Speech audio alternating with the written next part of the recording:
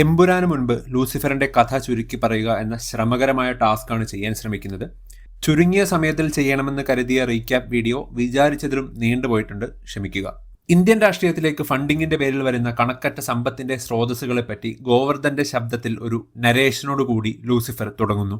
ഫ്രാൻസിലെ ഇന്റർപോൾ ഒരു ഓഫീസർ തന്റെ കമ്പ്യൂട്ടറിൽ ഖുറേഷി അബ്രാമിനെ പറ്റിയുള്ള ന്യൂസ് പേപ്പർ കട്ടിങ്ങുകളും ഒരു CCTV വിഷ്വലും നോക്കിയ ശേഷം മിഷേൽ എന്ന ഓഫീസറോട് സെക്യൂർ ലൈനിൽ എന്തോ മിഷൻ ഫ്ലാഗ് ഓഫ് ചെയ്യാൻ നിർദ്ദേശം കൊടുക്കുന്നു. Qureshi Abram mission. രാജാവിന് നേരെ നീ വാളോങ്ങിയാൽ അയാളെ നീ കൊന്നിരിക്കണം എന്ന കോട്ട് കാണിച്ച ശേഷം നേരെ കേരളത്തിലേക്ക്. ഇങ്ങ് കേരള രാഷ്ട്രീയത്തിലെ ഭീഷ്മാചാര്യർ, ഇന്ത്യൻ യൂണിയൻ ഫ്രണ്ട് IUFന്റെ മുഖ്യമന്ത്രി പി കെ രാംദാസ് മരണപ്പെടുന്നു. പ്രതിപക്ഷ നേതാവ് മേടയിൽ രാജന്റെ ആശുപത്രിയിൽ വെച്ചാണ് മരണം സ്ഥിരീകരിക്കുന്നത്. PKR മരിച്ചതല്ല കൊന്നതാണെന്നും പറഞ്ഞ് പുറത്ത് പ്രതിഷേധവും കോലം കത്തിക്കലും നടക്കുന്നു. പ്രതിഷേധം ഓർഗനൈസ് ചെയ്തത് IUFലെ രണ്ടാമൻ മഹേഷ വർമ്മ സാർ. കോർഡിനേറ്റ് ചെയ്യുന്നത് വർമ്മയുടെ വലം കൈ മുരുകൻ. ഇതേ വർമ്മ സാറിന്റെ നിർദ്ദേശപ്രകാരം കമ്മീഷണർ മയിൽ വാഹനം സ്ഥലത്തൊരു ലാത്തി ചാർജ് നടത്തുന്നു. ഇതേ സമയം സത്യാന്വേഷി ഗോവർദ്ധൻ ഫേസ്ബുക്ക് ലൈവ് വരുന്നു. പാവങ്ങളുടെ പടത്തലവനെന്ന് ചത്തുപോയ കിഴവനെ വാഴ്ത്തുന്ന മുന്നേ ഒന്നറിയണം, ഇന്ത്യൻ രാഷ്ട്രീയത്തെ താങ്ങി നിർത്തുന്ന സാമ്പത്തിക അധോലോകത്തിന്റെ കയ്യിലെ കളിപ്പാവ മാത്രമായിരുന്നു അവസാന കാലഘട്ടങ്ങളിൽ PKR എന്ന വെളിപ്പെടുത്തൽ നടത്തുന്നു. കൂടാതെ PKR എന്ന വൻമരം വീണ സ്ഥിതിക്ക് PKRന് പകരം ആര് എന്നതിന് 5 പേരുകൾ മുന്നോട്ട് വയ്ക്കുന്നു. 1. PKRന്റെ മൂത്ത മകൾ പ്രിയദർശിനി രാംദാസ്. 2. പ്രിയദർശിനിയുടെ രണ്ടാം ഭർത്താവ് ബോബി എന്ന ബിമൽ നായർ. 3. PKRന്റെ NRI പുത്രൻ ജതിൻ രാംദാസ്. 4. IUFലെ രണ്ടാമൻ, പാർട്ടികൾക്കിടയിലെ പാലം മഹേഷ വർമ്മ. 5. സ്റ്റീഫൻ നെടുമ്പള്ളി. പ്രിയദർശിനിയുടെ ഒന്നാം ഭർത്താവ് 7 വർഷം മുമ്പേ ഒരു ആക്സിഡന്റിൽ കൊല്ലപ്പെട്ടു. മകൾ ജാൻവി. അമ്മയും മോളും വഴക്കാണ്, തമ്മിൽ സംസാരിക്കാറില്ല. ചെറിയ ഡ്രഗ് അഡിക്റ്റ് ആണ് ജാൻവി. ബോബി കുടുംബത്തിലേക്ക് വന്ന ശേഷമാണ് PKR അഴിമതിക്കാരനാകുന്നത്. ഹവാല, റിയൽ എസ്റ്റേറ്റ് ഒക്കെയാണ് പുറത്തറിയുന്ന ബോബിയുടെ ബിസിനസ്സുകൾ. ജാൻവിയുടെ ഡ്രഗ് ഇഷ്യൂസ് ബോബിക്കറിയാം. അതിന്റെ മറവിൽ അവളെ ഫിസിക്കലി അബ്യൂസ് ചെയ്യാനും ബോബി ശ്രമിക്കാറുണ്ട്. ജതിൻ രാംദാസ് NRI, കേരളത്തിൽ അത്ര പരിചിതനല്ല. PKRന്റെ മരണസമയം ഫോൺ സ്വിച്ച് ഓഫ് ചെയ്ത് ഏതോ ക്യാമ്പിംഗ് ട്രിപ്പിലായിരുന്നു കക്ഷി. സ്റ്റീഫൻ നെടുമ്പള്ളി ആരാണെന്നോ അയാളുടെ ബാക്ക്ഗ്രൗണ്ട് എന്താണെന്നോ ആർക്കും അറിയില്ല. 6 വർഷമേ ആവുന്നുള്ളൂ സ്റ്റീഫന്റെ പേര് കേരള രാഷ്ട്രീയത്തിൽ കേട്ടു തുടങ്ങിയിട്ട്. PKR 35 കൊല്ലം സ്വന്തമാക്കി വെച്ച നെടുമ്പള്ളി മണ്ഡലം സ്റ്റീഫന് വേണ്ടി ഒഴിഞ്ഞുകൊടുത്ത് ക്രൗൺ പ്രിൻസായി കെട്ടിയിറക്കിയതാണ്. ചില്ലറ ഗോൾഡ് സ്മഗ്ലിങ്ങും മിഡിൽ ഈസ്റ്റിലെ പോസ്റ്റ് വാർ റീകൺസ്ട്രക്ഷൻ കോൺട്രാക്ടറുമൊക്കെയാണ് സ്റ്റീഫൻ എന്ന് ഗോവർദ്ധൻ റിസർച്ചിൽ കണ്ടെത്തിയിട്ടുണ്ട്. വേറെ എന്തൊക്കെയോ കൂടെ കണ്ടെത്തിയിട്ടുണ്ട്, പക്ഷേ അതിന് തെളിവുകളൊന്നുമില്ലാത്തത് കൊണ്ട് വെറും ഊഹങ്ങൾ മാത്രമാണ്. പ്രിയദർശിനിക്ക് സ്റ്റീഫനോട് അടങ്ങാത്ത ദേഷ്യമാണ്, പകയാണ്. PKRനെ പ്രിയയുടെ അമ്മയ്ക്ക് സംശയമായിരുന്നു. അനാഥനായ സ്റ്റീഫനെ PKR വീട്ടിലേക്ക് കൊണ്ടുവന്ന് വളർത്തിയത് അമ്മയ്ക്ക് ഇഷ്ടമായിരുന്നില്ല. അമ്മയ്ക്ക് അസുഖം വരാനും പിന്നീട് മരിക്കാനും കാരണക്കാരൻ സ്റ്റീഫനാണെന്ന് പ്രിയ കരുതുന്നു. പ്രിയയുടെ വാശി കൊണ്ടാണ് പിന്നീട് PKR സ്റ്റീഫനെ വീട്ടിൽ നിന്നും എങ്ങോട്ടോ മാറ്റിയത്. ഇത്രയൊക്കെയാണ് ബാക്ക്ഗ്രൗണ്ട് ഇൻഫർമേഷൻ. ഇനി കഥയിലേക്ക് വരാം. PKRന്റെ മരണം സംഭവിച്ചപ്പോൾ ബോബി ബോംബെ നഗരത്തിന്റെ ഹൃദയത്തിലുള്ള ചേരിക്കുള്ളിലെ ഒരു രഹസ്യ സങ്കേതത്തിൽ അബ്ദുൽ ഭായുമായി കൂടിക്കാഴ്ച നടത്തുകയാണ്. PKRനെ കൊന്നത് താനാണ് എന്ന് ബോബി വെളിപ്പെടുത്തുന്നു. 1 മാസം മുമ്പ് ബോബിയുടെ ഡ്രഗ് ഡീൽസ് PKR തൂക്കിയിരുന്നു. പ്രശ്നങ്ങൾ കൂടുതൽ വഷളാവാതിരിക്കാനാണ് കൊന്നത്. എന്നാൽ ഡെത്ത് റിപ്പോർട്ടിൽ ഹൃദയാഘാതം കൊണ്ടുണ്ടായ സ്വാഭാവിക മരണം എന്നേ ഉള്ളൂ. ഇത് ബോബി അറിയിക്കുന്നത് IUFന്റെ പാർട്ടി ചാനൽ NPTVയുടെ CEO സഞ്ജീവാണ്. ഈ അബ്ദുൾ ഡ്രഗ് ലോഡ് ഫയദോറിന്റെ ആളാണ്. ബോബിയും അബ്ദുളും തമ്മിൽ IUF പാർട്ടി ഫണ്ടിങ്ങിനെ പറ്റി ചർച്ച ചെയ്യുകയാണ്. ഇപ്പോഴത്തെ ഫണ്ടർ മണപ്പാട്ടിൽ ചാണ്ടി തരുന്നതിന്റെ 3 ഇരട്ടി എന്നതാണ് ആവശ്യം. പ്രത്യുപകാരമായി കേരളത്തിലൊരു working space, Z category drugs അൺചെക്ഡായി ലാൻഡ് ചെയ്യിക്കുന്നതിനുള്ള സൗകര്യം, കൂടാതെ കേരളത്തിലൊരു പ്രൊഡക്ഷൻ പ്ലാന്റ്, അതും PKR 8 കൊല്ലം മുമ്പേ ആന്റി ഡീഫോറസ്റ്റേഷൻ ഡ്രൈവ് എന്ന് പറഞ്ഞ് പൂട്ടിച്ച നെടുമ്പള്ളി ടിംബർ ഫാക്ടറിയിൽ 250 കോടി പെർ മന്ത് ഇൻ ക്യാഷ് ഫയോദോറുമായി ബോബി ഡീൽ ഉറപ്പിക്കുന്നു. നാട്ടിൽ PKRന്റെ പൊതുദർശനം പുരോഗമിക്കുകയാണ്. അച്ഛനെ കാണാൻ സ്റ്റീഫൻ വരരുത് എന്ന പ്രിയദർശിനിയുടെ ആജ്ഞ നടപ്പിലാക്കാൻ മയിൽവാഹനം വഴി വർമ്മ സാർ ശ്രമിക്കുന്നു. നെടുമ്പള്ളി അച്ഛന്റെ ഉപദേശം സ്വീകരിച്ച് PKRനെ അവസാനമായി കാണാൻ സ്റ്റീഫനും ഒരു വണ്ടിക്ക് ആളുമായി പുറപ്പെടുന്നു. എതിർപ്പുകൾ മറികടന്ന് സ്റ്റീഫൻ PKRനെ അവസാനമായി കാണുന്നു. പ്രിയദർശിനി PKRന്റെ ചിതയ്ക്ക് തീവയ്ക്കുന്നു. ചടങ്ങുകൾ കഴിഞ്ഞിട്ടാണ് ബോബി ബോംബെയിൽ നിന്നെത്തിയത്. ബോബിയുടെയും പ്രിയയുടെയും നേതൃത്വത്തിൽ ഭാവി കാര്യങ്ങൾ തീരുമാനിക്കാൻ അന്ന് രാത്രി IUFന്റെ അടിയന്തര യോഗം ചേരുകയാണ്. വർമ്മ സാർ തയ്യാറാക്കിയ മന്ത്രിസഭ പുനഃസംഘടനാ ലിസ്റ്റ് കീറിക്കളഞ്ഞ ശേഷം മന്ത്രിസഭ പിരിച്ചുവിട്ട് ഗവർണറെ കണ്ട് ഇലക്ഷനെ നേരിടാനാണ് തന്റെ തീരുമാനം എന്ന് ബോബി അറിയിക്കുന്നു. PKRന്റെ മരണമുണ്ടാക്കിയ സിമ്പതി വേവ് ക്യാഷ് ഇൻ ചെയ്ത് അടുത്ത 5 കൊല്ലം ഭരിക്കണം, എന്നാലേ ഫണ്ടിംഗ് വരൂ. IUF ഒറ്റയ്ക്ക് കക്ഷികളില്ലാതെ മത്സരിക്കും. പാർട്ടിയുടെ മുഖമായി ജതിൻ രാംദാസ് വരും. കൂടെ നിൽക്കുന്നവർക്ക് ഇപ്പോൾ കിട്ടുന്നതിന്റെ 3 മടങ്ങ് പണം. ധനകാര്യമന്ത്രി PS പീതാംബരൻ വിയോജിപ്പ് രേഖപ്പെടുത്തി ഇറങ്ങിപ്പോകുന്നു. പുതിയ ലിസ്റ്റ് ഉണ്ടാക്കാൻ ബോബി വർമ്മ സാറിനെ ചുമതലപ്പെടുത്തുന്നു. സ്റ്റീഫനെ എങ്ങനെ ഒഴിവാക്കാം എന്നതാണ് അടുത്ത പ്രശ്നം. ബോബി നേരിട്ട് സംസാരിക്കണം എന്ന വർമ്മ സാറിന്റെ ഉപദേശപ്രകാരം PKRന്റെ ഓഫീസിൽ വെച്ച് ആ കൂടിക്കാഴ്ച നടക്കുന്നു. പുതിയ ഫാർമസ്യൂട്ടിക്കൽ ഫണ്ടറെ പറ്റി വർമ്മ സാർ തഞ്ചത്തിൽ സ്റ്റീഫന് മുമ്പിൽ അവതരിപ്പിക്കുന്നു. എന്നാൽ അത് ഡ്രഗ് മണിയാണെന്ന് ഉടനെ തിരിച്ചറിഞ്ഞ സ്റ്റീഫൻ എന്ന് പറയുന്നു. സ്റ്റീഫന്റെ പഴയ കള്ളക്കടത്ത് ചരിത്രം ബോബിയും പറയുന്നു. രണ്ടുപേരും തമ്മിൽ അവിടെ വാക്കേറ്റമുണ്ടാകുന്നു. ഒടുവിൽ ഈ പണി സ്റ്റീഫൻ ചെയ്യില്ല, എന്ന് പറഞ്ഞ് സ്റ്റീഫൻ ഇറങ്ങിപ്പോകുന്നിടത്ത് ആ ചർച്ച അലസിപ്പോകുന്നു. സ്റ്റീഫനെ പൂട്ടാൻ അടുത്ത വഴികൾ തേടുകയാണ് ബോബി. NPTV CEO സഞ്ജീവിനോട് സ്റ്റീഫനെതിരെ ഒരു സ്മിയർ ക്യാമ്പയിൻ റൺ ചെയ്യാൻ ആവശ്യപ്പെടുന്നു. ഗോവർദ്ധന്റെ പഴയ FB ലൈവ് ലീഡായി പെർസ്യൂ ചെയ്യുകയാണ് NPTV റിപ്പോർട്ടർ റിജു. സ്റ്റീഫൻ ആരാണെന്ന് ഗോവർദ്ധൻ അറിയാം. അവിടെയും സ്റ്റീഫനെ പറ്റി സൂചനകളെയുള്ളൂ, തെളിവുകളൊന്നുമില്ല. ഖുറേഷി അബ്രാം ഗ്യാങ് ആണ് മണപ്പാട്ടിലിനെയും ഇൻഫാക്ട് അതുവഴി IUFനെയും ഫണ്ട് ചെയ്യുന്നത് എന്നൊരു നിഗമനവുമുണ്ട്. പക്ഷേ തെളിവുകളില്ല. ആകെ തെളിവുകൾ ഉള്ളതാവട്ടെ ബോബിക്കെതിരെയാണ്. ഗുരുതര ആരോപണങ്ങൾ വിത്ത് ഇൻകമിനേറ്റിംഗ് എവിഡൻസ്. ഗോവർദ്ധൻ അവയെല്ലാം ഓൺ ക്യാമറ വെളിപ്പെടുത്തുന്നു. കൂടാതെ ഗോവർദ്ധൻസ് എക്സ് ഫയൽസ് എന്ന ഹാർഡ് കോപ്പി എവിഡൻസ് റിജുവിനെ ഏൽപ്പിക്കുന്നു. ഗോവർദ്ധൻസ് എക്സ് ഫയൽ റിജു നേരെ സഞ്ജീവിനെ ഏൽപ്പിക്കുകയാണ്. റിജുവിനെ ഒഴിവാക്കിയ ശേഷം സഞ്ജീവ് ഈ വിവരം ബോബിയെ വിളിച്ചറിയിക്കുന്നു. ഇതേ സമയം മുരുകനും ഗ്യാങ്ങും ഗോവർദ്ധനെ തൂക്കി രഹസ്യമായി ഒരു സങ്കേതത്തിൽ തടവിലാക്കുന്നു. വിത്ത് ഗോവർദ്ധന്റെ പഴയ മുറിയിലുള്ള എല്ലാ സൗകര്യങ്ങളും. അബ്ദുൾ ഡ്രഗ് മാനുഫാക്ചറിങ്ങിനായിട്ടുള്ള എക്യുപ്മെന്റ്സും കെമിക്കൽസും പഴയ ടിംബർ ഫാക്ടറിയിൽ ഇറക്കാൻ ആളെ വിടുന്നു. ഇത് സഹായിയായ തമിഴൻ വഴി അറിയുന്ന സ്റ്റീഫൻ അവിടെ ചെന്ന് 6 വെടി, ബാക്കിയുള്ളവരെ ഒറ്റയ്ക്ക് അടിച്ചിടുന്നു. സ്റ്റീഫൻ നമ്മൾ ഉദ്ദേശിച്ച ആളല്ല സാർ എന്ന് ആദ്യമായി വെളിപ്പെടുന്നത് ഇവിടെയാണ്.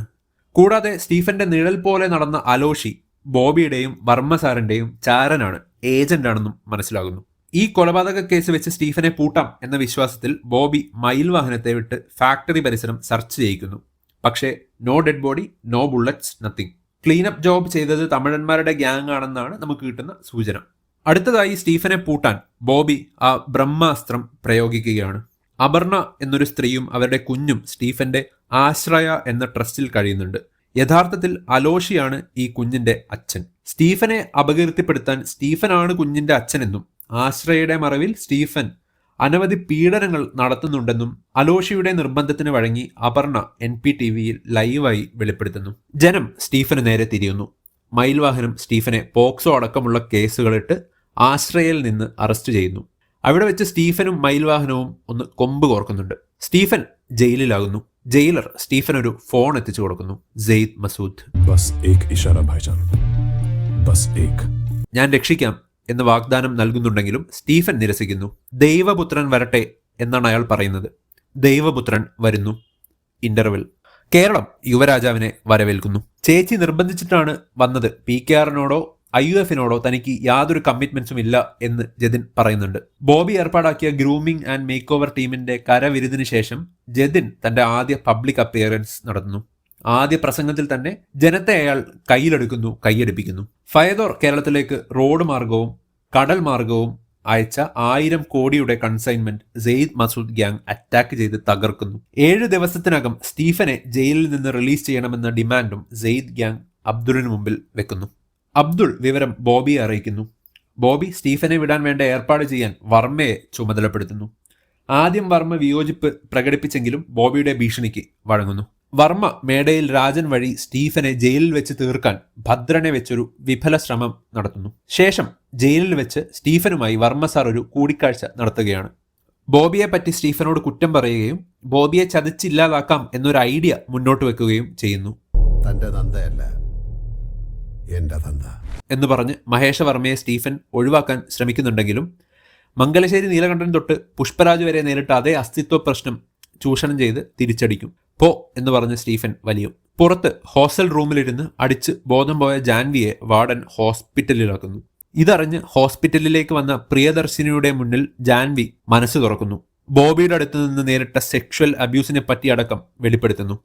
ആദ്യം വിശ്വസിക്കുന്നില്ലെങ്കിലും പിന്നീട് ജാൻവി പറയുന്നത് സത്യമാണെന്ന് മനസ്സിലാക്കുന്ന പ്രിയദർശിനി ബോബിയെ കൺഫ്രണ്ട് ചെയ്യുകയാണ്. ബോബിയുടെ തനി സ്വരൂപം അവിടെ വെച്ച് പ്രിയ മനസ്സിലാക്കുന്നു. മാത്രമല്ല, അധികം കളിച്ചാൽ പണ്ട് ആദ്യ ഭർത്താവിനെയും പിന്നെ അച്ഛൻ PKRനെയും ഒഴിവാക്കിയ പോലെ നിന്നെയും മകളെയും ഒഴിവാക്കും എന്ന ഭീഷണി ബോബി നടത്തുകയാണ്. ഓൾസോ സ്റ്റീഫൻ അല്ല കുഞ്ഞിന്റെ അച്ഛനെന്നും സ്റ്റീഫനെതിരെ പീഡനാരോപണം ആരോ നിർബന്ധിച്ചിട്ടാണ് നടത്തിയതെന്നും അലോഷിയുടെ നിർദ്ദേശപ്രകാരം അപർണ വീണ്ടും NPTVയിൽ വന്ന് വെളിപ്പെടുത്തുന്നു. സ്റ്റീഫൻ പുറത്തിറങ്ങുകയും എന്നാൽ സജീവ രാഷ്ട്രീയത്തിൽ നിന്ന് വിട്ടുനിൽക്കാൻ തീരുമാനിക്കുകയും ചെയ്യുന്നു. സ്റ്റീഫന്റെ മണ്ഡലത്തിൽ സ്റ്റീഫന് പകരം അലോഷി സ്ഥാനാർത്ഥിയാകും.